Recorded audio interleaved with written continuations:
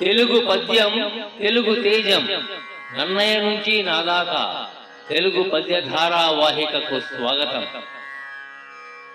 సతీదేవి మరణంతో శివుడు ఘోరమైన తపస్సులోనికి వెళ్ళిన తరువాత శివుని కోసం పార్వతీదేవి తపస్సుకు పూనుకుంటుంది.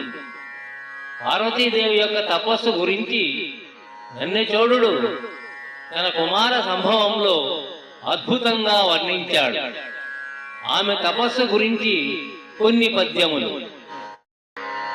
పవడంపులత మీద ప్రాళేయ పటలంబు పర్వెనామి నిండ భస్మమలది లాలితంబగు కల్పలత పల్లవించ ఆ కమనీయ ధాతు వస్త్రములు గట్టి పవడంపులత మీద ప్రాళేయ పటలంబు పర్వెనామి నిండ భస్మమలది లాలితంబగు కల్పలత పల్లవించ ఆ కమనీయ ధాతు వస్త్రములు గట్టి మాధవీలత కలిమాలి కల్ముసరె ఆ రమణ రుద్రాక్షహారములు వెట్టి వరహేమలతికపై పురి నమ్మియుగే ఆ సన్నుతంబగు నిరి జడలు పూని అరుడు మాహేశ్వరి రూపమైన చెలువ అభినయించనోయని మునురక్తి చూడా గురు తపశక్తి మూర్తి సేకొనిన కరణి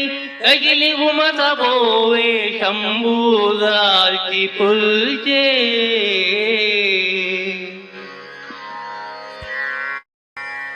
పార్వతీదేవి పసుపు ముద్దలాంటి తన శరీరం నిండా పగడపు లత మీద మంచు కప్పుకున్నట్లు తెల్లని విభూతిని పూసుకుంది. చిగురించిన లతలాంటి ఎర్రటి వస్త్రమును కట్టుకుని మాధవీలత మీద ముసిరిన తుమ్మెదలను కోరిన రుద్రాక్ష మాలలు శరీరమనే బంగారు తీగపై జుట్టు ముడివేయకుండా విడిచిపెట్టిన జడలు ఉరివిప్పి మగ నెమలి పింఛం ఆరబోసుకుని ఆడినట్లు ఉన్నాయి. ఆహా, ఎంతటి చక్కని పోలిక!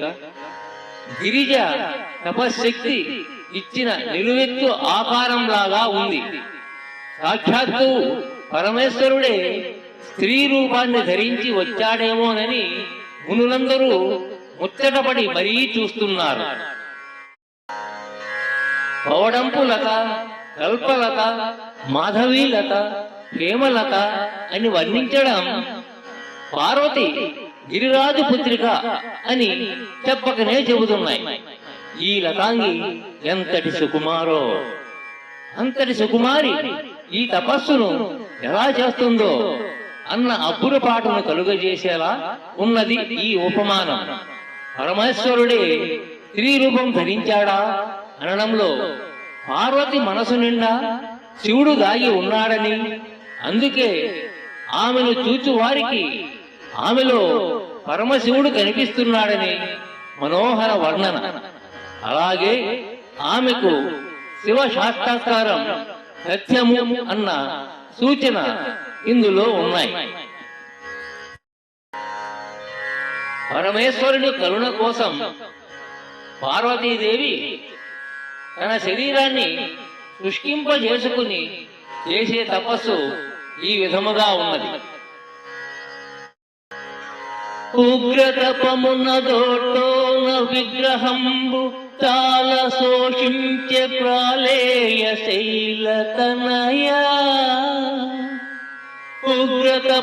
ఉగ్రతపమున్నదోటోన విగ్రహంబు తాల శోషించే ప్రాళేయ శైలతనయా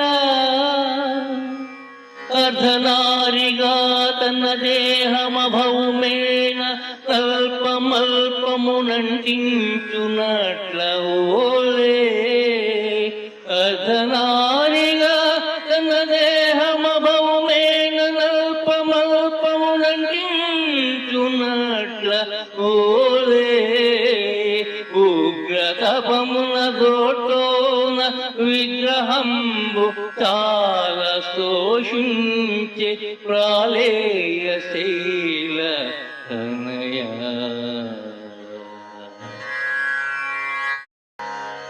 పార్వతీదేవి ఉగ్ర తపస్సు చేస్తోంది. తీవ్రమైన తపస్సు అని ఒక అర్థం.